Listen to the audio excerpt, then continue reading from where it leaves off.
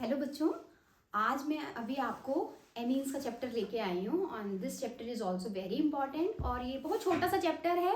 तो आज मैं इसके बारे में आपको बताऊंगी। फटाफट से पूरे चैप्टर की मैं आपको क्विक रिवीजन करवाऊंगी और जो क्वेश्चन आते हैं उन्हीं को मैं आपको बताऊंगी। बहुत ईजी है ये चैप्टर। तो चलो हम स्टार्ट करते हैं चैप्टर को। एमीन्स का चैप्टर जो है ये ऑर्गेनिक में आपको पता है, फर्स्ट आपने alkyl halide and then alcohol, aldehyde ketone, carboxylic acid and this one is amines. अब एमीन्स का चैप्टर करेंगे। एमीन्स क्या होता है, अगर मैं बात करूं तो कभी भी अगर कोई भी एल्काइल ग्रुप जैसे अमोनिया होता है, what is ammonia? Ammonia is NH3। If H is replaced with any alkyl group तो उसको हम क्या बोलते हैं? एमीन्स बोलते हैं। तो यहाँ पे मैंने देखा है कई बार IUPAC नेमिंग के एक दो पूछ लेते हैं, तो ये मैं कन्वर्जन में भी आते हैं तो कम से कम हमें पता होनी चाहिए। ये कन्वर्जन में बार बार आपको आता है, यहाँ वहाँ आता है इथाइलामीन है ना, इथेनामीन या इथाइल अमीन, कुछ भी लिखा हो सकता है। IUPAC नेमिंग में CH3 CH2 NH2 N is replaced with alkyl group, so this is amine. और ये 2 कार्बन है, सो दिस इज इथेन, ठीक है। और एमीन में E कट करके यहाँ एमीन। ये बार बार ना कन्वर्जन में बार बार आता है कि इथेनामीन कन्वर्टेड इनटू मिथेनामीन, ठीक है। तो इथाइल मिथाइल से रिलेटेड ही आपको कन्वर्जन आती है। जैसे अगर कभी भी आपके N के साथ ये दिया है, ये मैंने कंपाउंड लिखा है, ठीक है। आपको इस केस में क्या पता होना चाहिए? मेन तो जब भी आपका N जो है वो एक ही कार्बन के साथ अटैच हो उसको 1 डिग्री एमीन बोलते हैं। अगर N 2 कार्बन के साथ अटैच है तो उसको 2 डिग्री बोल लेंगे, और अगर N 3 कार्बन के साथ अटैच है उसको 3 डिग्री टर्शियरी एमीन बोलेंगे। इसकी नेमिंग कैसे करनी होती है? N को तो हम नंबर लगा नहीं सकते, तो इसके लिए जो N के साथ लगाता है आपको N ही लिखना पड़ता है। ये N के साथ लगा है। अब आप सोचोगे this is 1 carbon, this is 2 carbon, जो स्मॉलर वाला होगा उसको एज ए सब्स्टिट्यूएंट ट्रीट करेंगे। सो दिस इज 1 कार्बन, तो आप लिखोगे N मिथाइल, और ये 2 कार्बन है, सो दिस इज इथेनामीन, ठीक है। नेक्स्ट ये एमाइड है, C double bond O NH2 को हम क्या बोलते हैं? एमाइड, ठीक है। तो यहाँ N की जगह पे CH3 लगा दिया, तो आपको क्या लिखना पड़ेगा? N, क्योंकि यहाँ पे N से ही रिप्रेजेंटेशन करते हैं। N, 2 टाइम है, दिस इज डाइमिथाइल। अब यहाँ पे नंबरिंग करो 1 2 3 4 कार्बन इज ब्यूटेन, तो आप यहाँ पे लिखोगे ब्यूटेन, E कट करोगे एंड एमाइड, ठीक है। ये बस मैंने आपको हिंट दे दिया। प्रीवियस ईयर में ही IUPAC नेमिंग का 1 मार्क में ये क्वेश्चन पूछा गया था, और ये मैंने इसलिए बताया है, ये बार बार इथेनामाइन का पूछा जाता है। अब इससे कैसे क्वेश्चंस आते हैं देखो। बेसिक स्ट्रेंथ एमीन्स का चैप्टर ऐसा है क्योंकि N के पास लोन पेयर होता है ना। आपको पता है जब भी मैं बात करूंगी, अगर मैं एमीन्स की बात करूँ, सपोज करो NH2, तो हमारे पास N के पास क्या होता है? Lone pair. जिसके पास भी बच्चे लोन पेयर है ऑर्गेनिक में, जिस ऑर्गेनिक कंपाउंड जो होते हैं जो इलेक्ट्रॉन किसी को डोनेट कर सकता है उसको बोलते हैं बेसिक स्ट्रेंथ। कितने इलेक्ट्रॉन डोनेट कर सकता है? जितने ज्यादा मेरे पास इलेक्ट्रॉन होंगे इसका मतलब मेरी बेसिक स्ट्रेंथ उतनी ही ज्यादा होगी। चलो अब देखते हैं किस टाइप के क्वेश्चन आते हैं आपको। बेसिक स्ट्रेंथ का मतलब होता है डोनेशन ऑफ इलेक्ट्रॉन्स। कैसे क्वेश्चन आए हैं? Increasing order of basic strength, ये क्वेश्चन आएगा डेड श्योर। आपको बेसिक स्ट्रेंथ का क्वेश्चन आना ही है एमीन्स के चैप्टर में।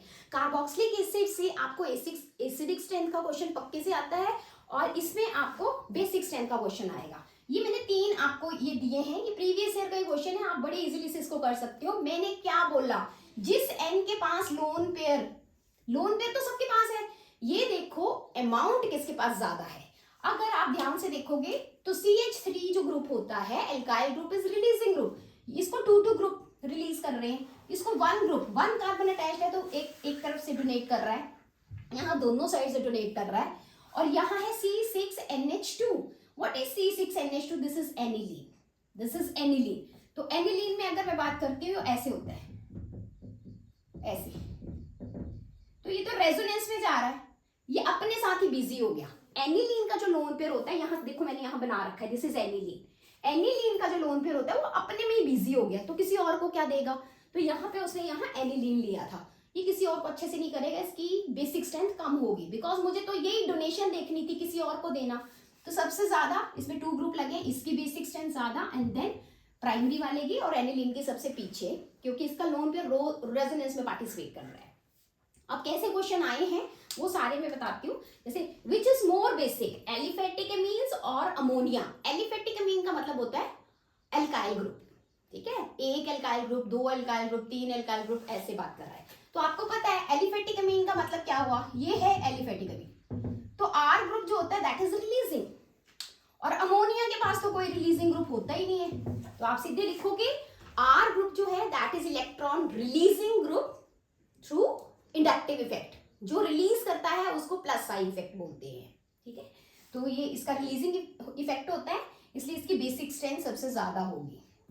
अभी तो आप ये पेपर दे दो, जिसको ये इंडक्टिव और ये चीजें नहीं पता होंगी तो आप मेरे प्रीवियस वीडियो जो मैंने इसके बना रखे हैं जीओसी के, उसमें इसके बारे में अच्छे से बताया, आप वहां से कर लेना। अभी पेपर के लिए तो ये क्वेश्चन कर लो, आप जो मैं बोल रही हूँ उसको ध्यान से सुनते रहो। सो विच इज मोर बेसिक, जिसके पास ज्यादा इलेक्ट्रॉन होंगे, तो एलिफेटिक के पास रिलीजिंग ग्रुप होता है, so this is more basic. अगर मैं बात करूं तो ये वाला क्वेश्चन इतनी बार पूछा गया है, ठीक है, स्टेट बोर्ड में तो इतनी बार पूछा जाता है, यही क्वेश्चन आता है, डिट्टो कॉपी पेस्ट, ठीक है। और सीबीएसई में भी यही बेसिक स्ट्रेंथ के क्वेश्चन आते हैं। अब जैसे एक क्वेश्चन है व्हाई इथाइलेमीन इज मोर बेसिक। इथाइलेमीन क्या होता है, CH5NH2, बस आपको फॉर्मूला लिखना आना चाहिए। Ethylamine is more basic than aniline, this is aniline. तो आप ही बताओ ना, ये ऑलरेडी आप कर चुके हो, है ना, ये रिलीजिंग ग्रुप है।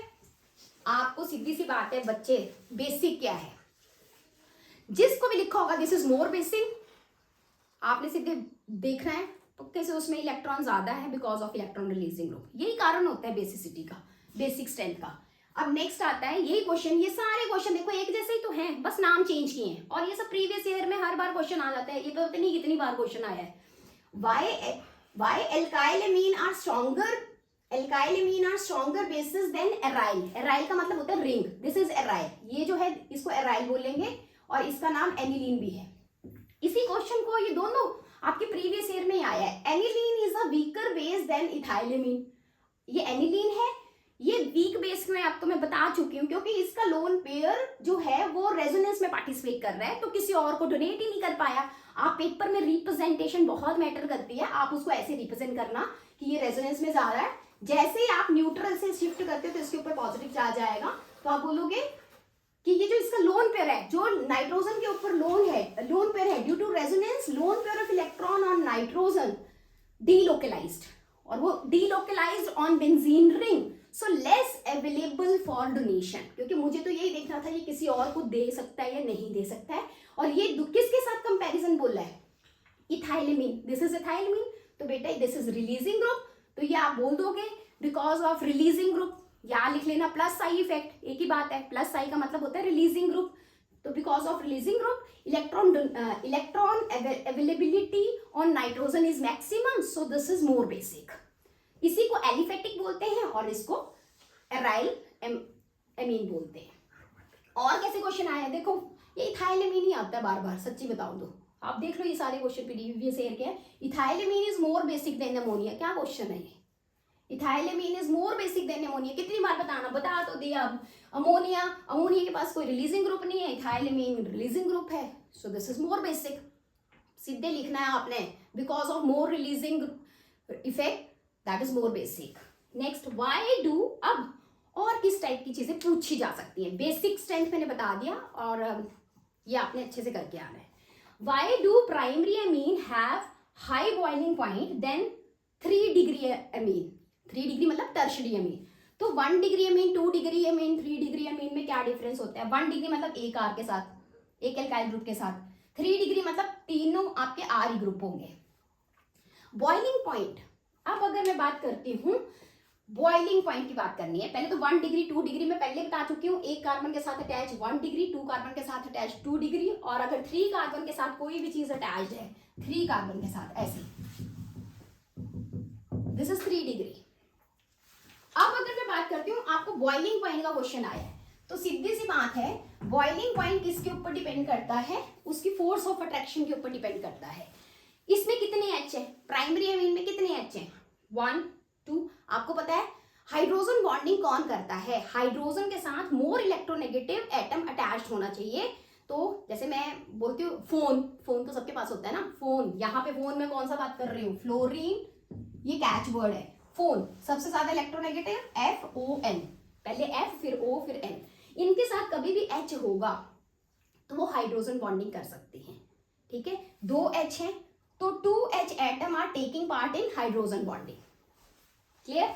और अगर मैं लेती हूं जैसे यहाँ पे 2 H हैं, ये हाइड्रोजन बॉन्डिंग में पार्टिसिपेट करेंगे, ठीक है। अगर मैं 3 डिग्री लेती, 3 डिग्री ये है मेरे पास, तो 3 डिग्री में तो बेटा कोई H ही नहीं है, तो यहाँ पे आप क्या लिखोगे, no hydrogen bonding is possible in 3 degree amine. तो जिसमें ज्यादा हाइड्रोजन बॉन्डिंग होगी तो उसमें फोर्स ऑफ अट्रैक्शन ज्यादा होगी, उसको तोड़ने के लिए तुम्हें ज्यादा एनर्जी लगेगी, तो उसका बॉइलिंग पॉइंट भी क्या होगा, ज्यादा होगा। अब इसी से रिलेटेड नेक्स्ट क्वेश्चन आता है सॉल्युबिलिटी पे, that also depend upon hydrogen bonding. Next है ethylamine is soluble in water whereas aniline is not. ये क्वेश्चन आपको प्रीवियस ईयर में आया है। सॉल्युबिलिटी कैसे देखनी होती है, हमेशा सॉल्युबिलिटी का मतलब होता है वो पानी में सॉल्युबल क्यों हो रहा है, नहीं हो रहा है, क्यों। जब भी हम वाटर में सॉल्युबिलिटी की बात करते हैं तो हाइड्रोजन बॉन्डिंग की बात करते हैं, बिकॉज लाइक डिसॉल्व्स लाइक, है ना। तो अगर मैं बात करती हूँ वाटर में वो सॉल्युबल है तो वो किसके ऊपर डिपेंड करता है, हाइड्रोजन बॉन्डिंग के ऊपर डिपेंड करता है। अब जैसे ये इथाइलेमीन है, ये मैंने स्ट्रक्चर आपको बना रखा है, NH हमेशा हाइड्रोजन बॉन्डिंग में मोर इलेक्ट्रोनेगेटिव एटम H के साथ अटैच होना चाहिए, NH। और इसका ये O के साथ, वाटर के साथ, ये देखो इंटरमॉलिक्यूलर हाइड्रोजन बॉन्डिंग कर रहा है, फिर ये इसके साथ कर रहा है H, ऐसे ये नेगेटिव ये पॉजिटिव, तो ये positive negative, this force is known as, this bonding is known as hydrogen bonding. Because of hydrogen bonding, ethylamine is soluble. In case of अगर मैं aniline बात करती हूँ, this is aniline. Aniline के case में क्या होता है, this hydrocarbon part is large. Because of this large hydrocarbon part, this hinders the formation of hydrogen bonding. So ये soluble नहीं हो पाता है, जितना better अगर मैं बात करूँ ethylamine हो पाता है. Because of this large group, this hinders the formation of hydrogen bonding. Next आता है किससे एमीन की फॉर्मेशन होती है, तो 2 रिएक्शन बहुत ही इंपॉर्टेंट है इसके। One is Hofmann bromamide reaction and that reaction is also known as Hofmann bromamide degradation reaction. तो इस रिएक्शन में हम एमाइड से स्टार्ट करते हैं, एमाइड को Br2NaOH के साथ हीट करते हैं। इसमें ये जो मेरा एमाइड वाला ग्रुप है ये रिमूव हो जाता है और आपका RnH2 की फॉर्मेशन होती है, प्लस Na2CO3 एंड NaBrH2O। इस केस में आपको पेपर में ये क्वेश्चन आएगा, इन दोनों में से एक आना ही है, मतलब ये most important, this is very important. तो इस क्वेश्चन में आपने सीधे ऐसे थ्योरी अपने आप लिखनी है बच्चे, थ्योरी अपने आप लिख लेना, ये एमाइड है, इसमें ये डाला और कुछ थोड़े कुछ लिखना होता है, इन्हीं के बारे में तो लिखना होता है। This reaction involves heating of amide with bromine and alkali to give amine, and this is primary amine, to give amine with 1 carbon less than original amide. ये पक्का लिख के आना, बिकॉज इससे अच्छा इंप्रेशन पड़ेगा, और उसको अंडरलाइन करके आना। अब जो भी आपकी चेकिंग कर रहा है पेपर की, वो ऐसे नहीं है कि एक एक चीज बड़े ध्यान से पढ़ते हैं, जो भी आपको लगता है दिस इज वेरी इंपॉर्टेंट और सही लिख रहे हो आप, उसको अंडरलाइन करो, तो उनको कुछ और नहीं दिखेगा, वो सीधे देखेंगे बच्चे ने लिखा क्या है, बस बच्चे को तो बड़े अच्छे से पता है, एक कार्बन लेस की बात कर रहा है, वेरी गुड, चलो भाई आगे, ठीक है। तो ये चीजें बहुत मैटर करती हैं, आप रिप्रेजेंट कैसे कर रहे हो। तो ये इसको हॉफमैन ब्रोमोमाइड डिग्रेडेशन रिएक्शन भी बोलते हैं।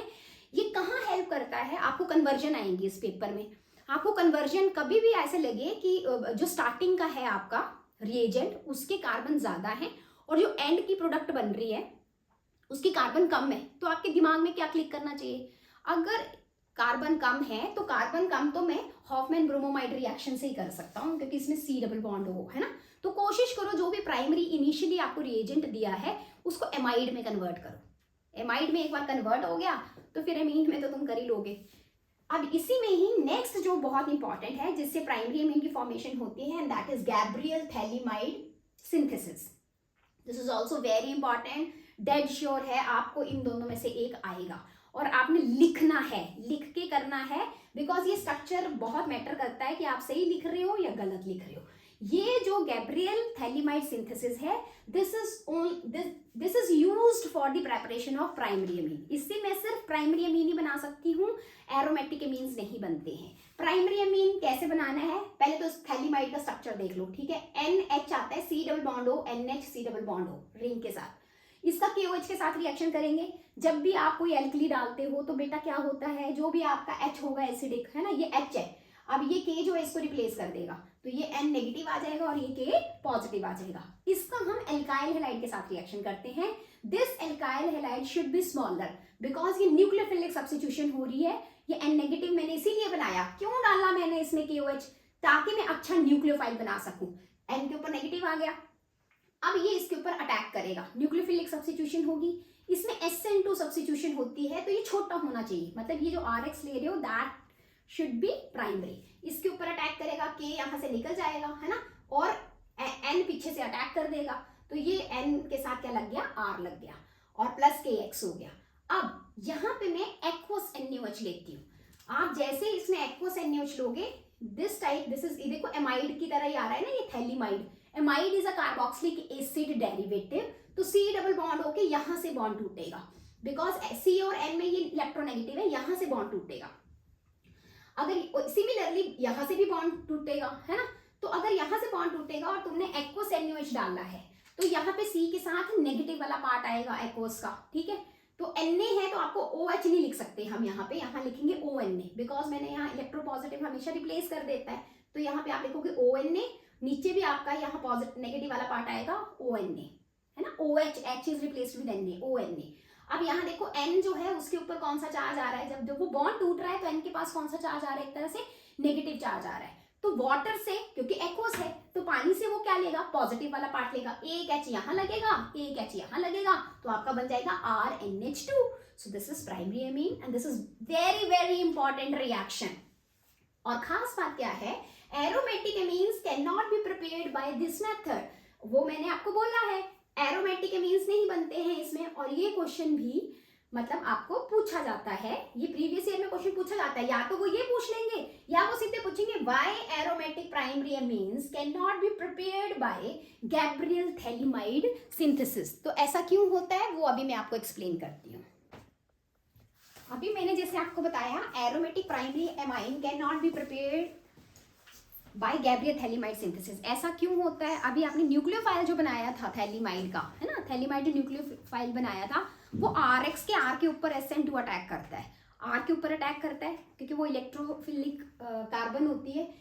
अब एराइल हैलाइड में ऐसा क्यों नहीं होता, क्योंकि एराइल हैलाइड के केस में यहाँ पे देखो ये लोन पेयर पार्टिसिपेट कर रहा है और पार्शियल डबल बॉन्ड करेक्टर आ रहा है। Because of this partial double bond character this is very difficult to break this bond, so nucleophilic substitution is not possible in case of aryl halide। तो aryl halide में मैं phthalimide से मैं Gabriel phthalimide synthesis से मैं aromatic या aryl amines की formation नहीं कर सकती। नेक्स्ट आता है Hofmann ammonolysis. Hofmann, this is also important. तो इस केस में क्या करना है, ये जर्नली हम इसमें प्राइमरी हैलाइड के साथ करते हैं। प्राइमरी हैलाइड में जब भी हम अमोनिया डालते हैं तो होता क्या है, जैसे आप अमोनिया डालोगे इसका एक H जो है वो किससे रिप्लेस हो जाएगा, R के साथ रिप्लेस हो जाता है, तो क्या बनता है RNH2। बट अगर एल्काइल हैलाइड हमने एक्सेस में लिया होता है तो होता क्या है, वो फर्दर क्या करेगा, फिर अगले H को भी रिप्लेस कर देगा तो 2 डिग्री एमीन बन जाएगा, फिर RX, फिर जो नेक्स्ट H है उसको रिप्लेस कर देगा तो 3 डिग्री एमीन बन जाएगा, फिर आपने RX लिया है तो वो ये क्वॉटरनरी सॉल्ट की फॉर्मेशन कर देता है। तो ये सारे मिक्सचर बनते हैं और इन मिक्सचर को सेपरेट करना जो होता है that is difficult. So it is difficult to form pure amine. अगर मेरे को बनानी है प्योर अमीन प्राइमरी तो थोड़ा डिफिकल्ट हो जाता है क्योंकि मिक्सचर बनता है। हाँ, अगर तुम्हें फिर भी है कि मुझे प्राइमरी अमीन बनानी है तो कोशिश करना कि अमोनिया के अमाउंट आपने एक्सेस में लेनी है और RX के अमाउंट आपने कम लेनी है। अगर इसको मैं मिनिमम अमाउंट में लूंगी तो वो नहीं बन पाएगा, है ना। मैक्सिमम अमाउंट आप अमोनिया की लोगे और मिनिमम बहुत कम आप RX लोगे तो थोड़ी बहुत पॉसिबिलिटी होती है कि हम प्राइमरी अमीन तक ही बना सकते हैं। अब नेक्स्ट ये रिएक्शन भी कई बार आता है, ठीक है, दिस इज मेंडस रिएक्शन और इसको रिडक्शन भी बोल देते हैं। ये मेरा नाइट्राइल के साथ होता है RC ट्रिपल बॉन्ड N और H2 रिडक्शन है एक तरह से, sodium in the presence of alcohol, तो ये डबल बॉन्ड में HH ऐड कर दो, RCH2NH2। मैं R लिखती हूँ, आप पेपर में कोई भी अल्काइल ग्रुप ले सकते हो, CH3 C2H5 कुछ भी ले सकते हो, कन्वर्जन में ये हेल्प करता है। Next, this is very very important reaction, ठीक है। दो अभी मैंने प्रेपरेशन बताई थी जो बहुत इंपॉर्टेंट है, गैब्रियल सिंथेसिस वाली, और आपको मैंने बताई थी हॉफमैन ब्रोमोमाइड, उनमें से भी एक आएगी। और ये मतलब ये तो पक्का है कि इसके भी मैक्सिमम ये 3 रिएक्शन है, यही बार बार पूछे जाते हैं। What is carbylamine reaction? Carbylamine reaction जो है वो प्राइमरी अमीन ही ये टेस्ट देते हैं, ये एक टेस्ट होता है। आप इसको अगर मैं बात करूं प्राइमरी अमीन की डिटेक्शन के लिए ये टेस्ट यूज किया जाता है। वो अमीन एलिफेटिक भी हो सकती है, वो अमीन एरोमेटिक भी हो सकती है। इसमें क्या करना होता है, आप प्राइमरी अमीन लोगे और उसका हम क्लोरोफॉर्म के साथ रिएक्शन करते हैं in the presence of base, और ये रिएक्शन करके किसकी फॉर्मेशन करता है, आइसोसाइनाइड। इसी को कार्बाइलमिन भी बोलते हैं, आइसोसाइनाइड टेस्ट भी बोलते हैं।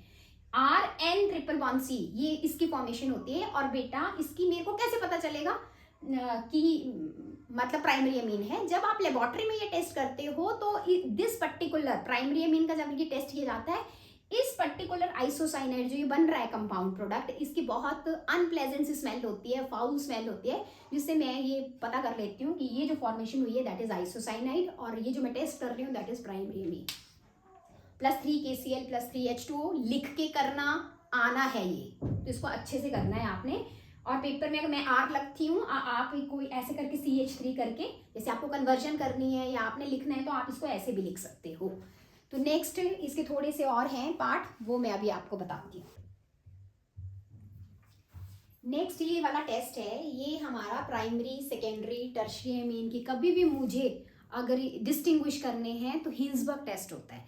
What is Hinsberg test? उस हिंसबर्ग रिएजेंट क्या होता है, that is benzene sulphonyl chloride को हम हिंसबर्ग रिएजेंट बोलते हैं। C6H5SO2Cl ये है इसका, इसको प्रॉपर रिप्रेजेंट कर रहा है। अब this is primary secondary tertiary के लिए कैसे रिएक्शन करता है। हिंसबर्ग रिएजेंट में अगर आप प्राइमरी अमीन में डालते हो, सेकेंडरी और टर्शरी में डालते हो, तो देखो ये क्लोराइड है ना, ये निकलेगा और इसका HCl निकालना है आपने। क्लोराइड निकाल के H को छोड़ के जो नेगेटिव पार्ट है वो इसके साथ कंबाइन कर दो, तो क्या बचा C6H5SO2 और एक H निकाल के क्या बचा NHR, इसमें एक H निकाल के क्या बचा NR2, और इसमें तो H ही नहीं है इसलिए ये रिएक्शन नहीं देता। तो ये बनता है आपका प्राइमरी अमीन का और ये बनता है आपका सेकेंडरी अमीन का। फिर हम बेस के साथ रिएक्शन करते हैं KOH के साथ, तो बेस तो हमेशा एसिडिक H लेता है, इसके पास H है तो ये निकल जाएगा और इसकी जगह पे K आ जाएगा। इसके पास H नहीं है तो ये रिएक्शन नहीं देगा। सो आफ्टर जब आपने बेस ऐड करा तो जो सेकेंडरी है दैट इज नॉट सॉल्युबल, और जो प्राइमरी है वो एक ऐसा सॉल्ट देगा विच इज वाटर सॉल्युबल। तो ये 3 मेथड हैं जिससे मैं इसको डिस्टिंग्विश कर सकती हूँ। अब इनमें से कुछ भी आएगा तो आप ऐसे बता दोगे। अब आता है reaction with nitrous acid. Nitrous acid कैसे बनता है, दैट इज NaNO2 + HCl मिलके HNO2 बनाते हैं, and this is very important. आप कन्वर्जन में इसकी बहुत हेल्प लेने वाले हो, क्योंकि आपको RNH2 है, RNH2 में कभी भी ये चीज डालते हैं कितने पे, 0 to 5 डिग्री सेल्सियस पे, तो डाइजोनियम सॉल्ट बनता है। कैसे बनता है, मतलब ये मिलके ये बनाते हैं जिसको हम नाइट्रस एसिड बोलते हैं। तो यहाँ NH2 जो है that changes into N triple bond NCl negative, this is diazonium salt. ठीक है, और इसमें अगर आप पानी डालोगे तो खुद देखो ना, अगर आप इसमें वाटर डालोगे तो ये N पॉजिटिव है तो N इलेक्ट्रॉन लेगा, अगर लेगा तो बॉन्ड यहां से टूटेगा बेटा, यहां से टूटेगा तो R पानी से क्या लेगा, OH लेगा, तो आपका क्या बनेगा, एल्कोहल, और N2 बनता है। अब मेरे को कभी भी जैसे एरोमेटिक एनिलीन, ये एरोमेटिक आपको एमीन दिया है एमीन, तो इसमें कभी भी अगर ये बॉन्ड तोड़ना बड़ा मुश्किल है बिकॉज इसमें डबल बॉन्ड करेक्टर है। कभी भी मुझे ब्रेक करना है तो मैं इसमें NaNO2 + HCl 0 to 5 डालूंगी और ये डाइजोनियम सॉल्ट बना देगा। डाइजोनियम सॉल्ट से ही आपने आगे कन्वर्जन करनी होती है सारी। तो ये भी आपको क्वेश्चन आ जाता है, right short note on diazonium reaction, what is diazotization reaction. तो ये वाला रिएक्शन लिख देना, this is diazotization reaction, NaNO2 + HCl के साथ रिएक्शन किया तो ये डाइजोनियम सॉल्ट बना, दिस इज डाइजोटाइजेशन रिएक्शन। अब इलेक्ट्रोफिलिक एरोमेटिक सब्स्टिट्यूशन के भी चांसेस होते हैं, और ये कंपटीशन के लिए भी बहुत इंपॉर्टेंट है और बोर्ड के लिए बहुत इंपॉर्टेंट है। यहाँ पे देखो इसका जो लोन पेयर है वो कहा जा रहा है, या तो ऑर्थो पोजीशन पे आता है या पैरा पोजीशन पे इलेक्ट्रॉन डेंसिटी आती है। तो कभी भी कोई इलेक्ट्रोफाइल आएगा या तो ऑर्थो पे आएगा या पैरा पे आएगा, इसलिए हम क्या बोलते हैं, this is activating group, activating group and ortho para director. ठीक है, अब लेकिन जैसे हमने फिनोल का केस करा था मेरी पिछली वीडियो में, आपको पता है जो मैंने अल्कोहल वाली वीडियो बताई है, बिल्कुल सेम ऐसे ही रिएक्ट करता है। अगर मैं ब्रोमीन इन एक्वस मीडियम लेती हूँ तो ये इतना अच्छा एक्टिवेटिंग होता है कि इसके ऑर्थो पैरा सब जगह पे बीआर लग जाता है इन एक्वस मीडियम। ये चीज आपने याद रखनी है। अब एक क्वेश्चन आता है प्रीवियस ईयर में कि वैसे तो अमीनो ग्रुप जो है वो ऑर्थो पैरा डायरेक्टर है, लेकिन फिर भी ये जो है जब हम इसकी नाइट्रेशन करते हैं तो इसकी मेटा वाली अमाउंट भी सफिशिएंट बनती है। क्यों बनती है? जैसे मैंने यहाँ ये लिख रखा है कि aniline on nitration also gives meta nitro aniline का अच्छी अमाउंट बनती है, मतलब ऑर्थो से ज्यादा बनती है। तो क्यों होता है कि जब भी आप नाइट्रेशन करते हो तो नाइट्रेशन का मतलब ही क्या होता है? Concentrated HNO3 plus concentrated H2SO4 की प्रेजेंस जब भी लिखी होती है तो तुम्हें जो इलेक्ट्रोफाइल होता है दैट इज NO2 पॉजिटिव। अब ये एसिड ली है बेटा, एनिलीन के पास लोन पेयर होते हैं और जैसे ही तुम ये एसिड डालते हो तो इसका H पॉजिटिव एनिलीन के लोन पेयर के ऊपर अटैक कर देता है और ये प्रोटोनेट हो जाता है। जैसे ये प्रोटोनेट हो गया तो यहाँ पे क्या बन गया? NH3 positive. बेटा अब ये जो है ना, ये तो विड्रॉइंग ग्रुप बन गया। पहले ये रिलीजिंग था, लेकिन एसिड डालने से ये कौन सा ग्रुप बन गया? विड्रॉइंग। तो विड्रॉइंग ग्रुप जो होगा वो ऑर्थोपैरा नहीं होता। आप खुद सोचो, अगर मैं इसको ऐसे बनाऊं और ये इलेक्ट्रॉन खींच रहा है तो ये कौन सी पोजीशन पे इलेक्ट्रॉन आ रहे हैं? This is meta position. So जब विड्रॉइंग ग्रुप बन गया तो ये कौन सा डायरेक्टर हो गया? मेटा डायरेक्टर हो गया। तो this is the main reason कि aniline on nitration gives meta nitro aniline. इसी तरह से ये आया है aniline does not undergo Friedel-Crafts reaction. Aniline Friedel-Crafts reaction नहीं देता है। सेम फ्रिडल-क्राफ्ट रिएक्शन में आपका लुईस एसिड होता है, वो जैसे ये सॉल्ट बना वैसे ये AlCl3 के साथ ये ऐसी सॉल्ट बना देगा। यहाँ H की जगह AlCl3 ऐसे सॉल्ट बना देगा, तो इसलिए वो डीएक्टिवेटिंग ग्रुप बन जाता है। इसलिए फ्रिडल-क्राफ्ट रिएक्शन नहीं देता है। तो ये जो मैंने आपको चीजें बताई हैं, अब मैं आपको थोड़ी सी कन्वर्जन बताऊंगी जो ये आती हैं। और मुझे पता है अगर आपको ये सारी चीजें समझ आ रही है तो बेटा आपने प्लीज जो अगर आपको अच्छा लग रहा है तो आप मुझे पक्का कमेंट करके बताएं, because this gives me motivation because मैं आपके लिए कर रही हूँ जो भी कर रही हूँ। मुझे मेरे बच्चे अगर ऐसे बोलते हैं कि मैम हमें ये चीज़ समझ आ रही है या जो भी है, तो मुझे बहुत अच्छा लगता है और मुझे और मन करता है कि मैं अपने बच्चों के साथ अपनी ये सारी चीज़ें शेयर करूँ। तो आपको ये चीज़ अच्छी लगी है तो आपने लाइक और सब्सक्राइब और अपने फ्रेंड्स के साथ क्या करना है? शेयर करना है। नेक्स्ट मैंने जैसे एनिलीन है, अब मैंने आपको बता दिया है एनिलीन से बहुत सारी कन्वर्जन्स आती हैं, तो आपने इन कन्वर्जन की मैं थोड़ी सी आपको फटाफट से प्रैक्टिस बता देती हूँ। एनिलीन का कभी भी मुझे बॉन्ड तोड़ना है बच्चे, आपको डाइजोनियम सॉल्ट बनाना पड़ेगा और उसके लिए मैं क्या डालती हूँ? NaNO2HCl, और ये सिर्फ 0 to 5 डिग्री पे ही बनता है। रूम टेम्परेचर पे ये ब्रेक हो जाता है। तो यहाँ पे आपका ये डाइजोनियम सॉल्ट बन गया है ना। आपको हमेशा ये बनाना है जब भी कोई कन्वर्जन करनी है, फिर इसके बाद अगला काम करना है। आपको पता है यहाँ से बॉन्ड टूटेगा तो N तो इलेक्ट्रॉन लेके ही जाएगा, तो जो भी नेगेटिव वाला पार्ट है वो तुमने बेंजीन रिंग के साथ लगाना है। कभी अगर मैंने वाटर डाल दिया, इसमें डाइजोनियम में वाटर डाल दिया, तो वाटर का नेगेटिव पार्ट कौन सा है? OH, तो ये फिनोल बन जाएगा। अगर मैंने H3PO2, this is reducing agent, ये क्या देगा? H देगा, तो क्या बनेगी? Benzene. Similarly Cu2Cl2Cl, this is Sandmeyer reaction. ये ऐसे तो होता था ये सब किया और सैंडमेयर रिएक्शन।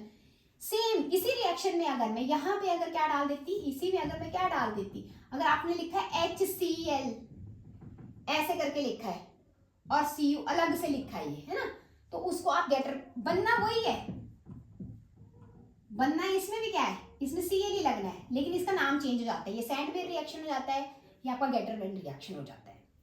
अगर मुझे Cl लगाना है तो KCl कॉपर की प्रेजेंस में, या आपको पेपर में CuCl लिखना होता है तो आप Cn।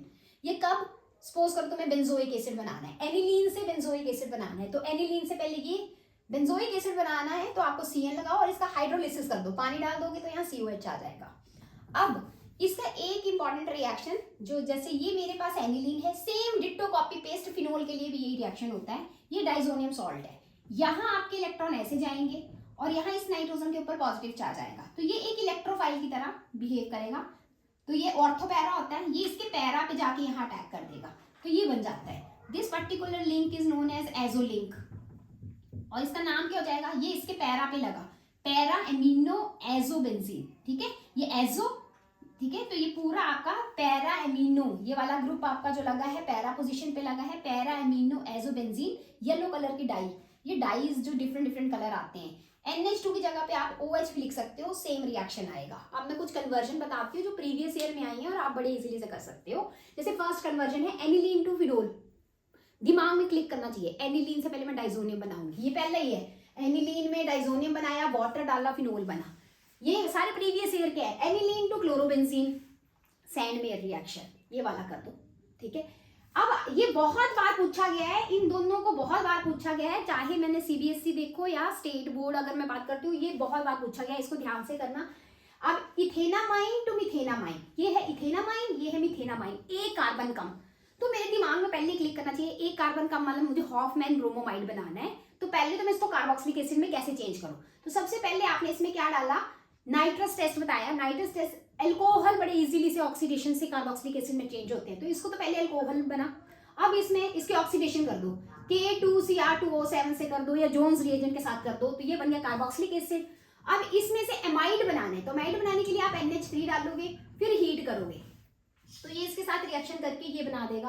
पहले सॉल्ट बनेगा, हीट करके वाटर निकाल लोगे तो ये बनेगा, और एमाइड से मेरा ये बन जाएगा कैसे, हॉफमैन ब्रोमोमाइड रिएक्शन।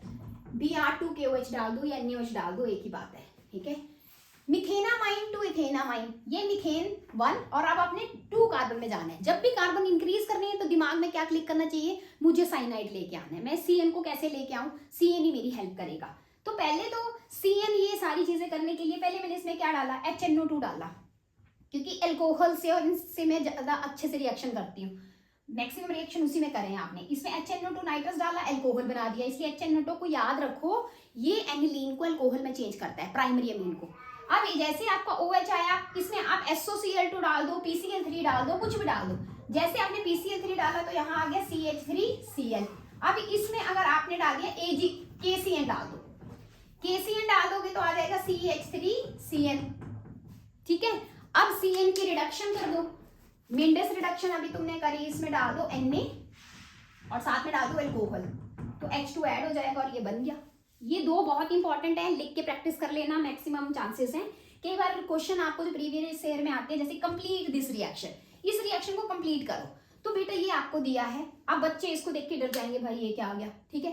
अरे कुछ नहीं है, ये कार्बोक्सिलिक एसिड डेरिवेटिव है, डरना कुछ नहीं है, ठीक है, डर के आगे जीत है, ठीक है। तो सबसे पहले अगर मैं बात करती हूँ इस केस में, जैसे ये आपको दिया है, कार्बोक्सिलिक एसिड डेरिवेटिव होते हैं CH3 C double bond O, और यहाँ ये ग्रुप लगा है, G ग्रुप बोलते हैं इसको। कैसे लगा, ऐसे, ये ग्रुप लगा है, ये है ऐसे CH3, ये वाला ग्रुप है ये, ठीक है। हमेशा याद रखो जो कार्बोक्सिलिक एसिड होते हैं डेरिवेटिव, ये वाला ग्रुप हमेशा G नेगेटिव जाता है, मतलब इतना इतना पोर्शन ऐसे टूटता है, ये ऐसे टूटेगा, ये वाला पोर्शन टूटेगा, ठीक है। चाहे यहाँ Cl होता तो Cl नेगेटिव जाता, एस्टर होता है तब वो OCH जाता। तो आपको ये वाला रिएक्शन दिया है, तो आपका ये वाला पार्ट टूट गया। अब देखो नेगेटिव, इसका नेगेटिव निकाल लो और इसमें से नेगेटिव जोड़ दो, अब देखो NH2 है और ये वाला पार्ट है, ठीक है। तो आपका इसके साथ कौन सा रिएक्शन है, यहाँ पे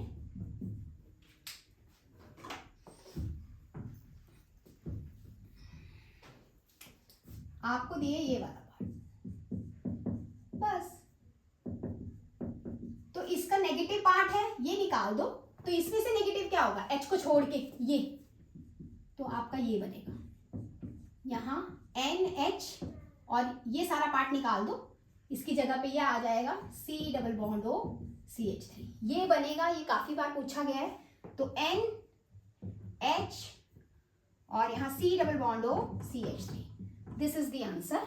और नेक्स्ट ये भी काफी बार पूछा गया, एनिलीन इंटू 135 ट्राइब्रोमोबेंजीन, इसको कैसे करना है ये बताती हूं मैं। अब मैंने आपको ये बोला एनिलीन टू 135 ट्राइब्रोमोबेंजीन, ये है एनिलीन और ये है 135 ट्राइब्रोमोबेंजीन। आपके दिमाग में क्या क्लिक करना चाहिए, ये 13 वाला तो मैंने आपको कब बताया, एक्वस ब्रोमीन में बताया। मतलब अगर मैं एनिलीन में क्या डाल दूं, Br2 डाल दूं in the presence of aqueous water, तो ये हर पोजीशन पे ऑर्थो पैरा पे Br लग जाता है। अब प्रॉब्लम क्या है, उसने बोला यहाँ पे भाई ये नहीं होना चाहिए, तो इसको हटाने का तरीका मैंने तुम्हें बताया ना, पहले तो तुम्हें इसको किसमें कन्वर्ट करना पड़ेगा, डाइजोनियम सॉल्ट में डाल लो, NaNO2 plus HCl 0 to 5 degree. जैसे आप करोगे तो यहाँ पे क्या बनेगा N triple bond N Cl negative, ये डाइसोनियम सॉल्ट बन गया। बाकी ये ऐसे कैसे रहे। अब मेरे को ये वाला पार्ट भी हटाना है, ठीक है, क्योंकि तभी मेरे को बनाना क्या है, मेरे को अब ये वाला पार्ट हटाना है। तो मैंने आपको क्या बोला था, रिड्यूसिंग एजेंट बेंजीन कब बनती है, याद करो, अभी बताया H3PO2, ये डालोगे तब बनेगी। तो यहाँ पे बेंजीन बन गई और ये ऐसे कैसे रहा, ये देखो आपकी कन्वर्जन आ गई। ये सारी चीजें आप बड़ी इजी हैं, बस आपको थोड़ा सा पॉजिटिव सोचना है, आपसे बड़े इजीली से हो जाएंगी, ठीक है। सो इसको अच्छे से रिवाइज करना, इन्हीं में से क्वेश्चन आना है, ठीक है। तो all the best, take care. और अगर आपको अच्छा लगा है सब तो आपने लाइक पक्का करना है और मुझे बताना है कि आपको चीज़ें समझ आ रही हैं या नहीं आ रही है।